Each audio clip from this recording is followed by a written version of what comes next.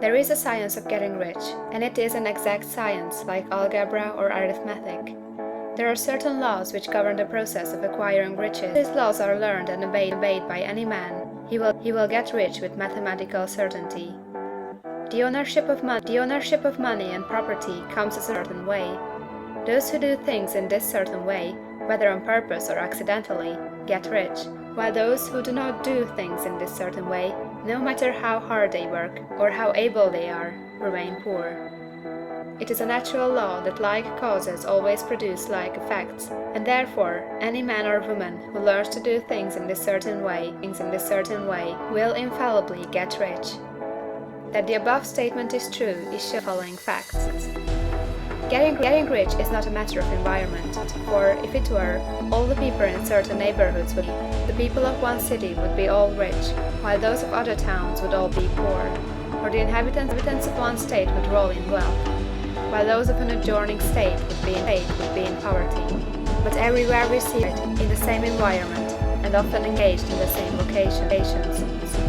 When two men are in the same locality and in the same business, and one gets rich while the other remains poor, it shows that getting rich is not primarily a matter of environment.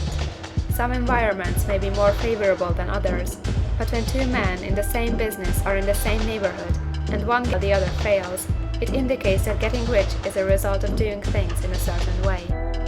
And further, the ability to do things in this certain way is not due solely to the possession of talent, for many people who have great talent remain poor, while others who have very little talent get rich. Studying the people who have got rich, we find that they are an average lot in all respects, having no greater talents or abilities than other men. It is evident that they do not get rich because they possess talents or abilities that other men have not, but because they happen to do things in a certain way. Getting rich is not the result of saving or thrift. Many very penurious people are poor, while free spenders often get rich. Nor is getting rich due to doing things which others in the same business often do almost exactly the same things, and one gets rich while the other remains poor or becomes bankrupt. From all things, we must come to the conclusion that getting rich is the result of doing things in a certain way. If getting rich is the result of doing things in a certain way, and if like causes always produce like effects, then any man or woman who can do things in that way can become rich, and the whole matter is brought within the domain of exact science. The question arises here, whether this certain way may not be so difficult that only a few follow it. This cannot be true, as we have seen, so far as natural ability is concerned. Talented people get rich, and blockheads get rich. Intellectually brilliant people get rich, and very stupid people get rich. Physically strong people get rich, and weak and sickly people get rich. Some degree of ability to think and understand is, of course, essential. But in so far natural ability is concerned, any man or woman who has sense enough to read and understand these words can certainly get rich. Also, we have seen that it is not a matter of environment. Location counts for something. One would not go to the heart of the Sahara and expect to do successful business.